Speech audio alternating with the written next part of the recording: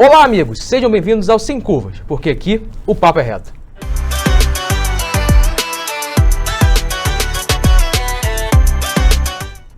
Hoje recebendo o secretário nacional de Políticas da Promoção da Igualdade Racial, Paulo Roberto. Secretário, muito obrigado por ter aceito o nosso convite, obrigado por estar nos recebendo aqui em seu gabinete. É uma alegria, um privilégio para mim poder recebê-lo aqui, muito bom mesmo. Eu fico muito feliz em poder estar aproveitando essa oportunidade. Secretário, muito obrigado mais uma vez e começaremos a falar um pouquinho de como foi seu ingresso aqui no governo, né? Como foi feito o convite para o senhor ocupar essa pasta que o senhor está à frente hoje. Sim, a história começou da seguinte forma: eu trabalhei no gabinete do presidente Bolsonaro, então deputado Bolsonaro, no finalzinho da gestão dele como parlamentar. E fui incumbido de auxiliar na feitura do plano de governo. E logo após aquela campanha foi vencedora, a campanha para presidente foi vencedora e começou o processo da transição do governo. Como eu tenho especialização em educação também, eu acabei ficando à frente da coordenação da educação na transição até que fosse nomeado o ministro, que foi então o ministro Vélez, que é um colombiano, que assumiu a educação. Saindo de lá daquele processo de transição, eu vim trabalhar no MEC com o ministro Vélez. Mas antes do ministro Vélez ser exonerado, antes dele sair do MEC, eu já voltei para a presidência, para a Casa Civil especificamente, fui ser assessor especial do ministro Onyx. E ali trabalhei por alguns meses até que se decidisse colocar um novo ministro da Educação, a quem eu acompanhei, que foi o Abraham Weintraub. Eu acompanhei o Abraham Weintraub até o final da sua gestão. Ao final da sua gestão eu prossegui, né, com os próximos nomes que foram indicados, incluindo o último, o ministro Ribeiro. Né, e em dezembro do ano passado, a ministra Damares, que já tinha manifestado o interesse de eu trabalhar com ela desde a transição, desde o início, né, talvez eu seria o primeiro secretário aqui da Nacional de Política de Promoção da Igualdade Racial, mas naquele momento não deu por conta da educação.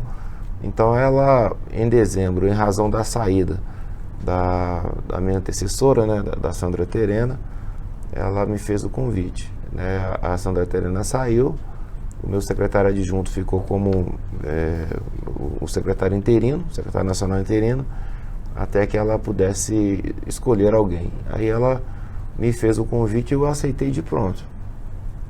Por dois motivos. Primeiro, eu sou apaixonado por essa pauta. Direitos humanos é algo que eu gosto muito, me move muito. E eu sou advogado. E geralmente a gente na advocacia trabalha muito isso é muito caro para o advogado, a questão da defesa dos direitos. Claro. Eu costumo colocar dois P's. Um P é a proteção dos direitos e o outro P é a promoção deles. Aí você tem promoção quando você incentiva, quando você reforça, e você tem a proteção do direito quando você tem uma violação ao direito e que você vai, como instrumento público, fazendo a sua proteção. Eu tive a oportunidade aqui de fazer manifestações duras contra a intolerância religiosa, que se verificou em alguns estados do país, e que na verdade se verifica no país inteiro, né? Sobretudo as religiões de matriz africanas, elas são muito mal entendidas e as pessoas às vezes ultrajam a religião. Então a gente não faz a promoção da religião de matriz africana, né? A promoção a gente às vezes não faz, mas nós estamos atentos com relação à proteção. Então todo mundo tem um direito constitucional de ter a fé que quiser, de exercer a religião que quiser, e isso aí a gente vai seguir até o final. Ninguém pode ser tolhido ou pode ser ultrajado dentro da sua crença, dentro da sua fé. Então nós vamos lá para combater. Um exemplo claro foi o que aconteceu em Rondonópolis, no Mato Grosso, quando um pai de um frequentante, de um menino frequentante, de um jovem frequentante, entrou no centro por não querer que o menino permanecesse no centro de Candomblé e atirou, saiu atirando, matou imediatamente um outro jovem que estava assistindo e feriu gravemente um outro jovem. Então, isso no século XXI, isso é aberração. Então, a gente faz essa questão da proteção desse povo, porque nós trabalhamos aqui como a força do Estado, mas para proteger qualquer violação a direitos humanos. Tem-se aquela compreensão equivocada que direitos humanos é direito de bandido. Não, direitos humanos é direito humano. Enquanto existir o humano, nós estaremos ali para proteger qualquer violação aos seus direitos. Eventualmente, a pessoa está em situação de reclusão, por exemplo, cometeu um furto. Então ele vai ser recluso, né, de 1 a 4 anos. Mas é só recluso. Ele não tem que apanhar, ser torturado, enfim, né, dentro da penitenciária. Então, o que passar da lei é onde a gente entra para proteger. Porque há direitos que são remanescentes. Ele perdeu o direito de ir e vir, porque ele cometeu um crime. Então, o direito de ir e vir, corretamente, que seja duro, ou até que seja mais duro do que está na lei. Né? Se duplicar a pena do furto, ou duplicar a pena do estelionato, a gente até é favorável a esse tipo de situação. Mas o que não pode é passar disso. Né? Ali tem o humano. Sim. Não é porque ele cometeu um furto que ele deixou de ser humano. Então, a compreensão que ainda precisa ser feita com relação a direitos humanos, não é que os direitos humanos protegem o bandido, ou protege o crime, ou protege o criminoso. Não, ela protege o humano, quem quer que seja ele. Tá? O humano que está fazendo suas orações, como eu citei o exemplo da intolerância religiosa, quanto o humano que cometeu uma conduta desviante. Perfeito, secretário. O senhor já fez essa introdução, um pouquinho do trabalho da Secretaria, mas eu perguntaria ao senhor, qual a importância, né, do trabalho da Secretaria? Tá, a importância, a pergunta é fenomenal, a sua pergunta é fenomenal, porque a importância é a seguinte: as políticas horizontais, aquela política que serve para todas as pessoas, ela não alcança determinados grupos de brasileiros. Nós não temos vários povos brasileiros, nós temos um povo brasileiro. Mas nós temos vários grupos, vários segmentos que demandam cuidados especiais. Não é privilégios, são oportunidades. Por exemplo, nós temos aqui, sob nossa égide, os quilombolas, os indígenas, os ribeirinhos, os ciganos, os catadores de coco, povo de terreiro, extrativistas e por aí vai. São 28 povos. Ah, mas eles pertencem ao povo brasileiro, todos somos iguais. Essa é a falácia da democracia social. Nós temos no direito isso muito claro, a questão da igualdade formal e a igualdade material. O que é a igualdade formal? Ela decorre da Constituição. Todos são iguais perante a lei. Ponto. Então todos temos a igualdade formal. Mas a igualdade material é outra coisa. São questões materiais de sobrevivência. Então, nós somos todos materialmente iguais, o pobre é exatamente igual ao rico materialmente, isso é estúpido falar, né? Então, o rico é o rico, o pobre é o pobre, eles não são iguais materialmente, são diferentes. Então, dizer assim, não, todos somos iguais, então não precisa contribuir com nenhum segmento, isso é estupidez, isso é falácia da democracia social. Então, a democracia é legal, a igualdade formal ela é garantida pela Constituição e ponto final. Mas a igualdade material não. Ela depende de uma série de construções socioeconômicas. E é nesse ponto que entra a importância da Secretaria Nacional de Política de Promoção da Igualdade Racial. Eu costumo dizer que o mais pessimista dos legisladores constituintes, em 88, pudesse imaginar que, passados tanto tempo, tantos anos, né, quantas décadas após a promulgação da nossa Constituição, nós ainda estivéssemos discutindo a questão da igualdade no país. Ele deixou estampado. O princípio da igualdade, ele não está implícito, não está explícito, mas está implícito na Constituição. E, demais, além disso, é um objetivo da República, é o objetivo do Brasil promover a igualdade. Então, às vezes, por conta do nosso trabalho, por conta das várias ideologias que circulam por aí, o país perde o rumo. E quando o país perde o rumo, o melhor é voltar para a Constituição, para ver para que aí existe a República. A República existe para erradicar a pobreza, a República existe para promover a igualdade, a República tem uns objetivos, estão no artigo 3º, não precisa ler a Constituição inteira. Você começa a ler ali no artigo 3º, artigo 5º, você vai ver o para que existe o Brasil, qual o objetivo da República Federativa do Brasil. Um dos tais é promover a equidade. Aí vão dizer, Mas não tem como todos sermos iguais materialmente, porque um trabalha, um tem educação, o outro não tem e tal. Mas não é essa igualdade de resultado, é a igualdade de piso. Porque cada um, ele vai desenvolver dentro da sociedade o seu potencial. A pessoa não quer estudar, está ali, pé para cima, tomando sua cervejinha, tudo bem, e o outro lá se matando de estudar. Aí depois eu quero que todos sejam iguais, isso é estúpido também. Tá? Então, essa igualdade material é a igualdade de piso, de oportunidade. Tá? Então, todos devem ter a mesma oportunidade. Então, o que nós fazemos? É trazer aquelas pessoas que estão atrás da linha de largada, da linha do piso, do mínimo, para próximo dessa linha de largada, para então dispararmos a uma corrida. Vamos fazer um exercício mental. Imagine se você tem uma corrida, você tem uma linha de largada. Tem umas pessoas que estão em posição diferente, estão atrás. É mais fácil o cara que está lá na linha de ganhar a corrida do que quem está atrás dele, por uma questão física. Né? Então o que a gente faz? Para dispararmos a corrida, aí sim a corrida meritória, cada um por si, cada um dentro do seu potencial, a gente precisa estar todo mundo partindo do mesmo lugar, material. Então é piso, não é resultado. O médico vai ser igual ao gari. Não, o médico estudou mais, o médico, a função que o médico exerce, sem desmérito para o gari, porque se o gari parar, a cidade fica, não dá para sobreviver. Né? Então é sem desmérito nenhum. Mas se eu for comparar a intelectualidade e a relevância do serviço do médico e a do gari, eles têm que ter salários distintos. Né? São dois grupos de pessoas. Então, isso nunca funcionou no mundo, né? de empatar todo mundo pelo resultado.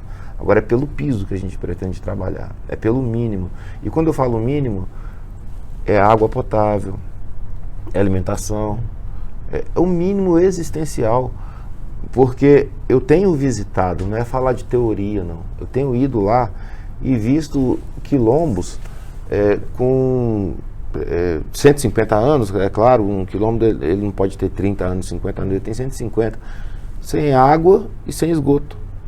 Aí do que vale aqueles discursos inclusivos, não, eu sou a favor das minorias, se as minorias não têm isso materialmente, se as minorias não podem pegar nisso, se continua esse desnível, esse abismo material entre os concentradores da renda, que é um percentual muito pequeno no Brasil, e a grande maioria. E quando eu falo de grande maioria, eu coloco, por exemplo, a população negra. É uma população que nós cuidamos aqui. Além de todos os povos e comunidades tradicionais, nós também temos nossos olhares para a população negra. A população negra estima-se que seja 56,10%. A gente falta um censo ainda, né? Nosso censo é de 2010 e estamos atrasados com relação ao censo, mas com alguns dados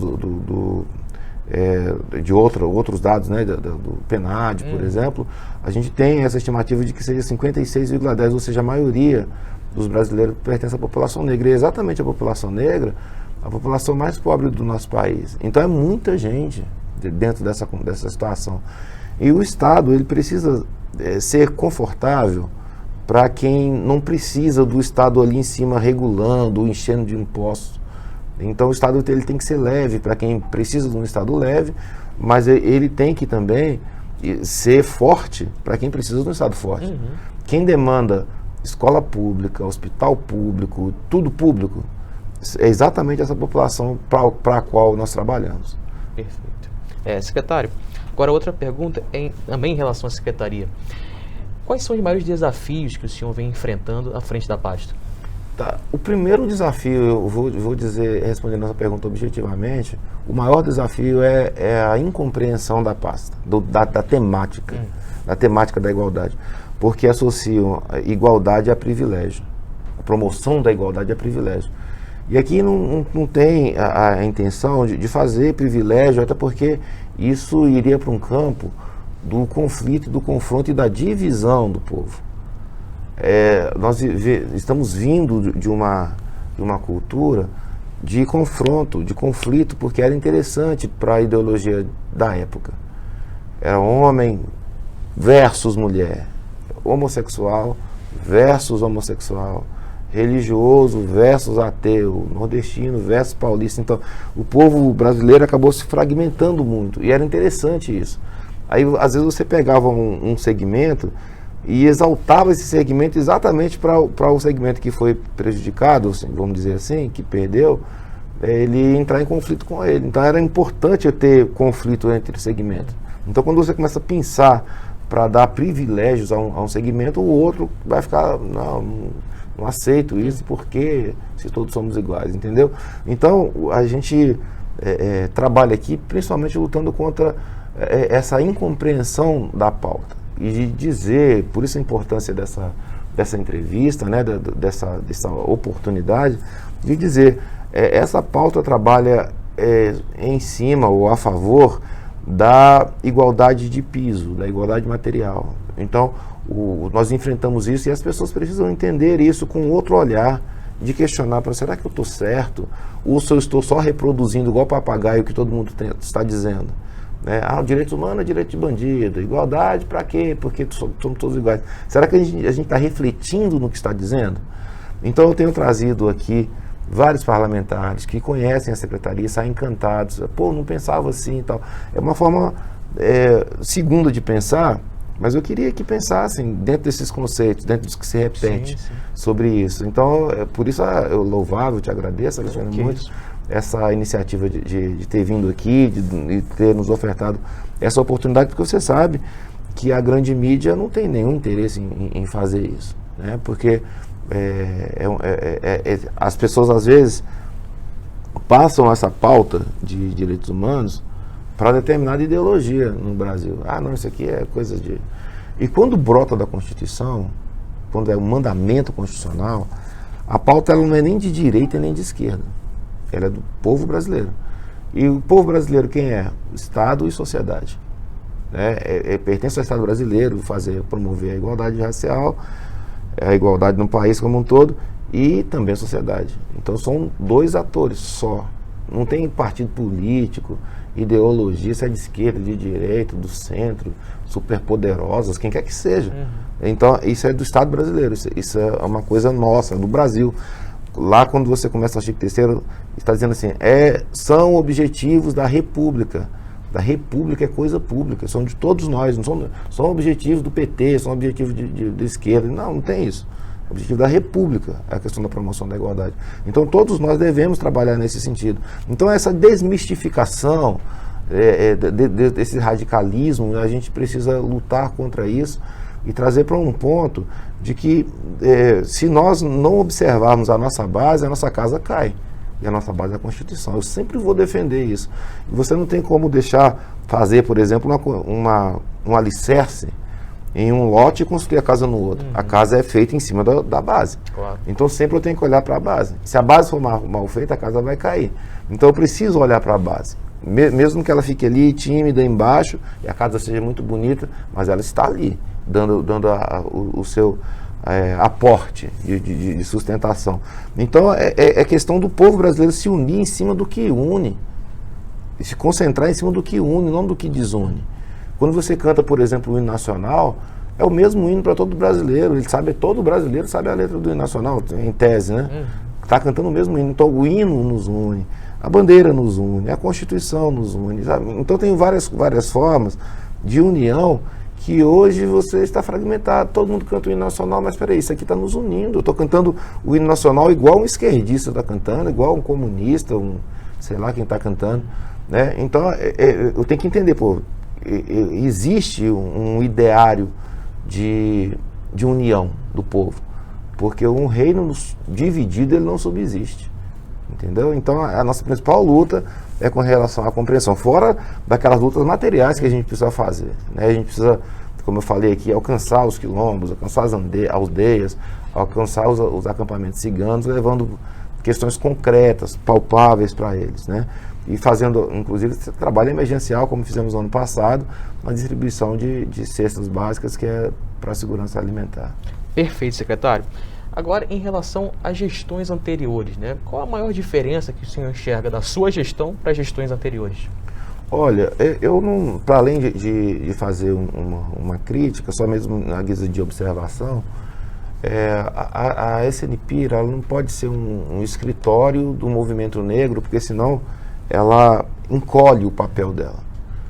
eu reconheço que o movimento negro ele foi fundamental para toda essa construção de materialização da letra da lei e da Constituição, né? Houve um trabalho muito pesado dos movimentos negros, no sentido de dar efetividade à letra da lei, senão fica só uma mera letra que não vai adiantar nada. Então houve esse processo, houve um grande avanço, inclusive nos governos do lulopetismo, né, em termos da formulação de leis, o estatuto.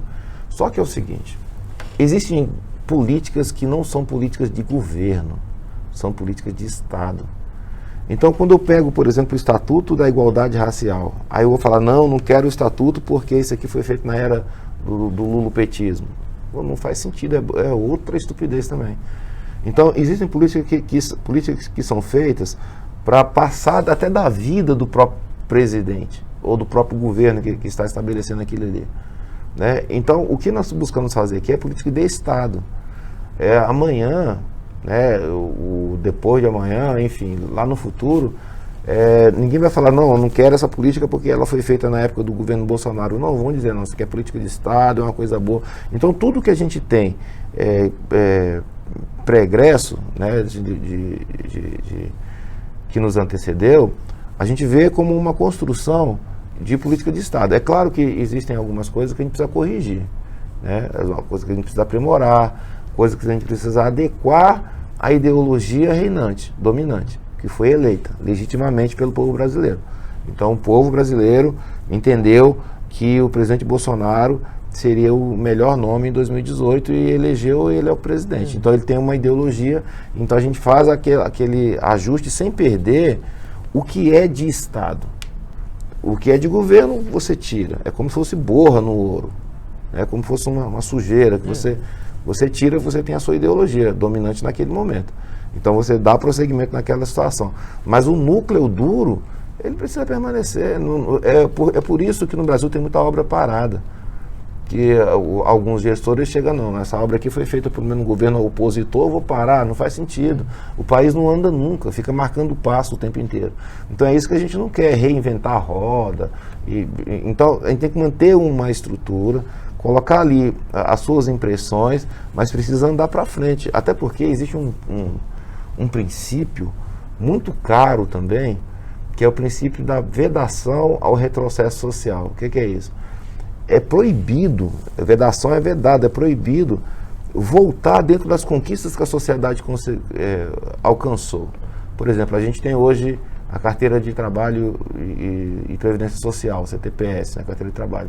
Aquilo foi uma conquista social, nada veio, assim, caiu de mão beijada. Toda a conquista da sociedade é fruto de luta, de suor, de lágrima, de sangue.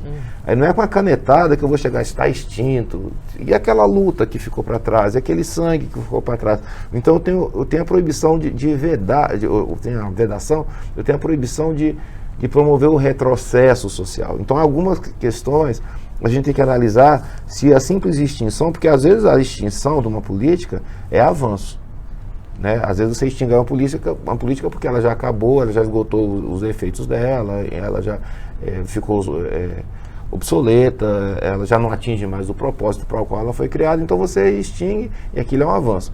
Mas se você extinguir uma política que é fruto de uma conquista, aí você está promovendo o retrocesso social e há um princípio que é o princípio da vedação, da proibição do retrocesso social. Então eu vejo as minhas gestões anteriores com esse cuidado, né? Ver o que eles deixaram de política de Estado para a gente perpetuar e aquilo que era política de governo, de entendimento, de momento, a gente corta e traz o que é nosso, ajusta, customiza para a nossa realidade atual. Perfeito, secretário. Agora, mudando um pouquinho de assunto, em 2018, né, houve um movimento ali na campanha presidencial para rotular o presidente Jair Bolsonaro como racista, como alguém que era contra alguns segmentos da sociedade. E o senhor, aqui na secretaria, já sofreu alguma pressão por parte do presidente, por pessoas ligadas a ele, para interferir no seu trabalho aqui na secretaria? Não, de forma nenhuma. Eu era assessor dele, lá do gabinete. O gabinete não cabe 4 pessoas, a gente ficava muito próximo dele lá na Câmara. e sempre tive uma proximidade, um carinho, um respeito pelo presidente Bolsonaro muito grande. A gente sabe que o presidente ele tem muito bom humor, o tempo inteiro é uma pessoa descontraída e ele fala muita piada, conta a história, é o jeito dele. Se você tirar isso dele, você não tem o Bolsonaro, você tem uma outra pessoa. Então o presidente ele é piadista mesmo e tal. Eu sou de quartel também, eu sei como isso funciona no quartel. Mas algumas pessoas mal intencionadas, né, usam de algumas frases, de alguma coisa que ele fala e de algum momento que ele coloca aquelas frases para encaminhar questões políticas eleitoral. Isso aí não tem a menor dúvida. O que querem é a cadeira do cara, né? Mesmo que possa ser irrelevante, enfim, mas querem a cadeira dele. Então é um presidente que ele desde sempre ele vem dizendo: não, eu não sou racista, meu sogro é negro, eu tenho vários amigos negros, o deputado Hélio que anda comigo é negro e todo mundo é negro e tal. Só que aí de repente o cara vai e faz alguma coisa que alguém interpreta: não, é racista, é misógino. Nós temos até uma situação assim, tão absurda de que o presidente estaria mandando matar ciganos no interior da Bahia. Tipo assim, um absurdo. Tipo assim, como o presidente da República, gente, vamos matar os ciganos lá, não faz sentido. Mas as narrativas, elas são construídas e colocadas sobre ele. O trabalho que ele tem feito para esses segmentos, eu não estou fazendo nenhuma defesa aqui do presidente, porque eu não tenho competência para isso, eu não tenho procuração para defender o presidente. Eu estou falando da realidade.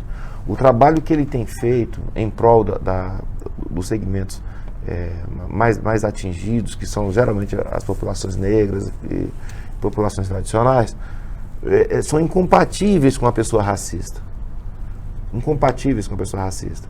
Nós estamos com um programa que foi interrompido pela pandemia, por razões óbvias, que é o programa de cisterna, para dar água potável para as pessoas nos quilombos. Peraí, mas isso aí deveria ter sido feito há 150 anos atrás, né? E é o presidente que chamam de racista que está implementando esse tipo de situação. Nós vamos retomar o projeto de cisternas, né, no Nordeste para os quilombos que têm essa necessidade de água, né? E vamos trabalhar também para a gente colocar esgoto. Estou chegando há pouco tempo de uma reunião com o ministro de Ciência e Tecnologia, exatamente para ver uma forma da gente levar tecnologia para essas regiões, esses rincões do Brasil onde mora essa população que nós atendemos.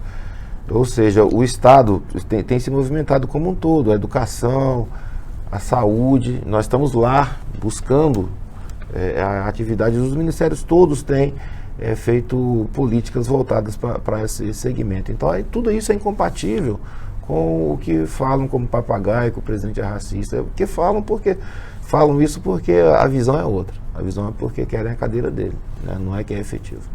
Bem, secretário, ainda falando do presidente Jair Bolsonaro, né, ele ratificou no último dia 12 de maio a Convenção Interamericana contra o Racismo, a Discriminação Racial e Formas Correlatas de Intolerância. Qual a importância desse ato? Isso é fundamental, porque isso aí assinala para o campo internacional, que também pressiona muito sobre todas as minorias do Brasil, os indígenas. Quando eu falo minoria, não estou falando de minoria numérica, porque não é, né? Ela é maior. Mas eu falo minoria porque é aquele povo que é historicamente discriminado.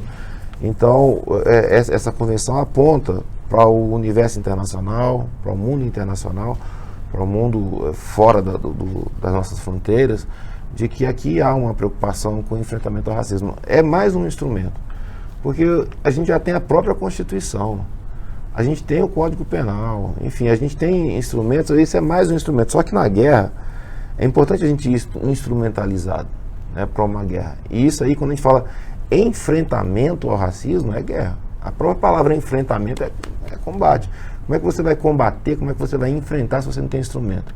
Então, essa convenção interamericana, né, feita na Guatemala, ela é um apontar. Não, o Brasil está cuidando disso. O Brasil está se armando para esse enfrentamento. Então, isso aí é fundamental.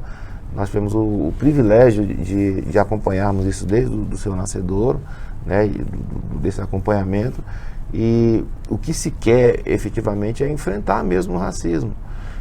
Inclusive, uma forma muito interessante desse enfrentamento é promovendo a educação. E nós buscamos o Ministério da Educação, estamos com um acordo de cooperação técnica para promover a educação chamada de igualdade racial nas escolas. Porque o nascedouro do preconceito é nas escolas, especialmente nas séries iniciais, 1º ao 5º ano. Nós temos a legislação, é por isso que eu estou falando de política de Estado. A Lei 10.639, a Lei 11.645, que foram de gestões anteriores, de governos anteriores. Mas por ser uma política de Estado, nós estamos pegando essa lei, e a nossa intenção é dar efetividade a ela por ser uma lei boa. Ora, quando a criança aprende na escola, todos nós aprendemos que os formadores da etnia brasileira são o negro, o índio e o branco, né? Só que quando a gente vai estudar a história, a gente estuda a história de quem? Só do branco.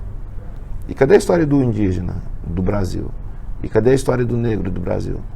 Aí a gente sabe quem foi Pedro Vaz de Caminha, sabe quem foi Dom João VI, a gente sabe quem foi Pedro Álvares Cabral, Antônio Bandeira, enfim. A gente sabe o nome dos eurodescendentes. Mas quando chega no afro, quem foi José do Patrocínio, Luiz Gama? Ninguém sabe, é um vazio. E a gente percebeu que você não tem professores que conheçam isso. Então, quando você não tem professores, o que adianta o aluno ter o direito de aprender se não tem quem ensina? Né? Então, qual foi a nossa sacada? Vamos trabalhar na capacitação dos professores. E depois, o segundo passo é trabalhar na formação dos professores. Nos cursos de pedagogia, nos cursos de especialização, né? Então, nos cursos de licenciaturas. Então, os professores precisam saber disso, porque você tem ali numa sala, sei lá, 40 meninos brancos e um menino negro, e a professora, ela não pode reverberar, digamos, um menininho branco, mesmo dentro da sua inocência, ele faz uma piadinha, um bullying com o menino negro. Aí a professora vai ficar do lado de quem? Do menino branco? Vai rir? Não. É o momento dela chegar e chamar a turma e explicar. Não falando assim, coitadinho dele, não é isso. A gente precisa do que o educador, né, ele trabalhe isso porque ele é fundamental. O educador agora é fundamental dentro desse nosso processo de tirar a questão do racismo.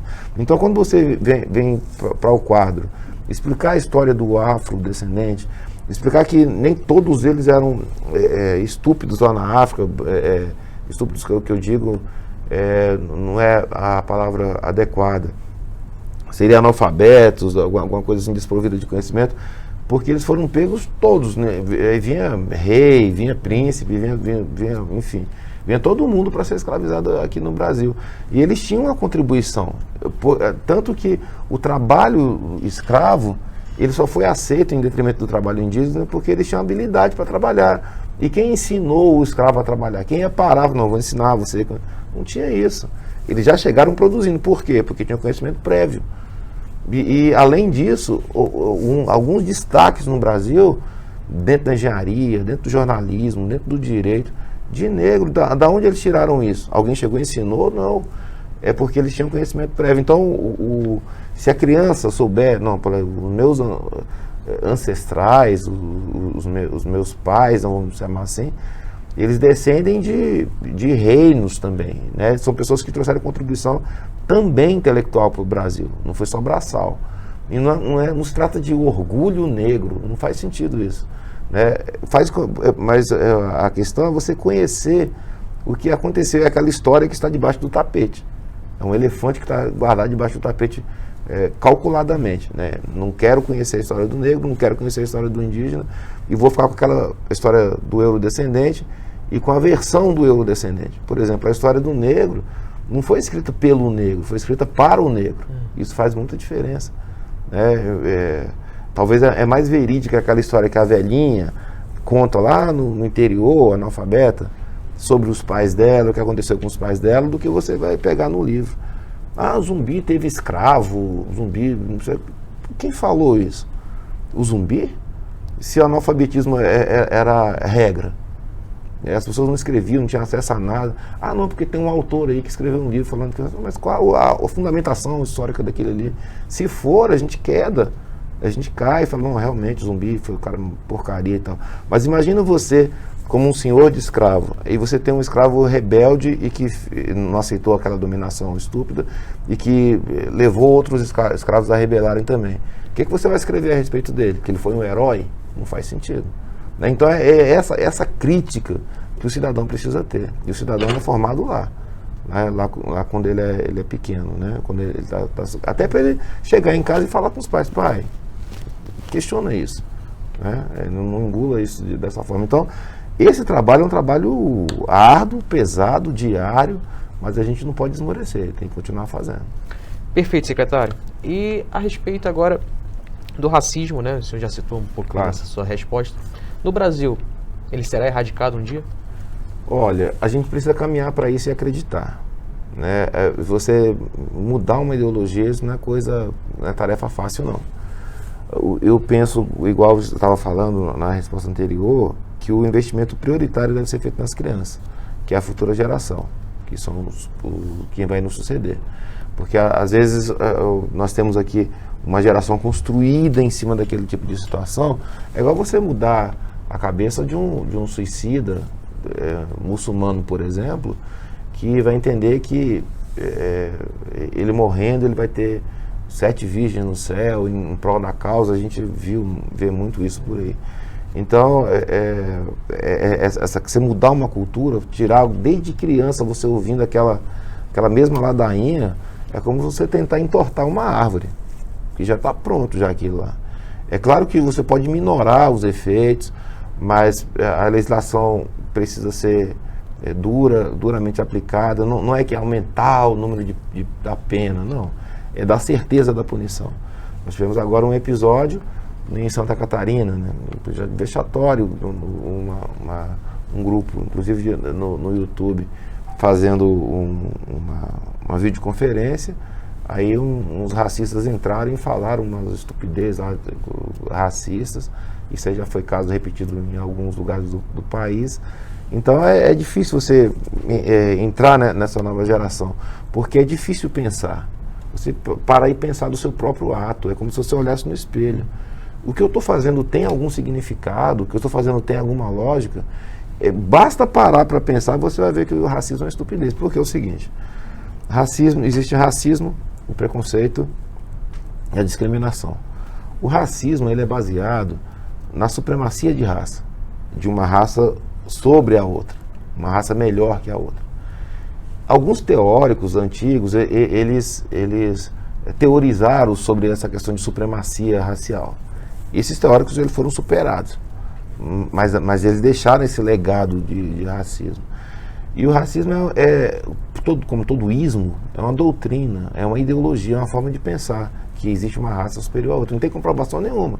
Se você olhar para o genoma, que aí é ciência, você vê que só tem uma raça humana, que é a raça humana. Né? Não tem raças humanas. Né? Então, como se não tem raças humanas, não tem racismo. O racismo como ideologia da supremacia de uma sobre outra, de uma raça sobre outra. Né? Então, esse é o primeiro enfrentamento. O segundo é quanto ao preconceito. O que é o preconceito? O preconceito, ele é um escudo que não te deixa aproximar do outro. Por exemplo, todo índio é preguiçoso, vamos dizer assim. O que é aquilo? É o escudo, é o pré-conceito. Você não tem conceito, você tem um pré-conceito. Então, antes de eu chegar no índio, eu já tenho a informação aqui na minha cabeça que ele é preguiçoso. Então, eu já parto do princípio que ele é preguiçoso. Aí você fala assim, cara, tira um papel daqui e coloca ali. Aí o índio tira um papel daqui e coloca aqui com uma determinada velocidade. Ah, claro, porque ele é preguiçoso. Que você já tinha o ponto de partida é que ele era preguiçoso. Então é um ponto de partida precipitado. Você não tem conceito, você tem preconceito. Ou então você não tem juízo, então você comete um pré-juízo. Então é um julgamento antecipado. Então isso aí também precisa ser colocado. E a gente precisa combater também. E o terceiro é a discriminação. A discriminação ela pode ser tanto positiva quanto negativa. Mas discriminação positiva, boa, Se você chega no estacionamento, eu sempre dou esse exemplo, aí você vê uma vaga de deficiente físico, né, de pessoa com deficiência. Se você vê uma vaga de pessoa idosa, né? Então você vê 2 vagas ali. E elas estão mais perto da entrada, do acesso, elas têm uma rampa, elas são uma vaga privilegiada. O estacionamento está todo cheio, tem só 2 vagas ali vazias, uma de idoso, outra de pessoa com deficiência. Aí você vai achar aquela situação de vou colocar a minha vaga na vaga do idoso porque todos somos iguais. Não faz o menor sentido. Aquilo ali é uma discriminação. Ele tá discriminando a pessoa idosa, né? Então é uma discriminação positiva. Ele discriminou em razão dela ser idosa, porque ela vai ter mais dificuldade de locomoção, enfim. Discriminou a pessoa com deficiência, porque também ela vai ter mais dificuldade de discriminação, por isso que ele reservou vagas para elas ali. Então a gente aceita isso com mais tranquilidade, embora aquilo seja uma cota, embora aquilo seja uma discriminação, mas uma discriminação positiva. O ruim é quando você discrimina para prejudicar. Aí você seleciona, você pinça um grupo para fazer maldade em cima do grupo, para fazer prejuízos para o grupo. Ali não, você no exemplo do estacionamento, você discriminou sim, mas discriminou para auxiliar, né? Então, a gente combate o racismo, o preconceito e a discriminação negativa. Perfeito, secretário. Agora, encaminhando para o final da nossa entrevista, te agradecer por ter aceito o nosso convite, por ter batido esse papo aqui conosco. Muito obrigado, secretário. Eu agradeço imensamente. Fique sempre à vontade aqui, toda a nossa estrutura, a nossa secretaria está sempre à vontade, está sempre à disposição e sobretudo, para prestar esses esclarecimentos, a gente fica sempre abertos aqui a esse tipo de conversa. Secretário, mais uma vez, muito obrigado. Muito obrigado a você que nos assistiu até aqui. Caso você tenha gostado, deixe seu like, compartilhe o vídeo e se inscreva no canal. Muito obrigado e até a próxima.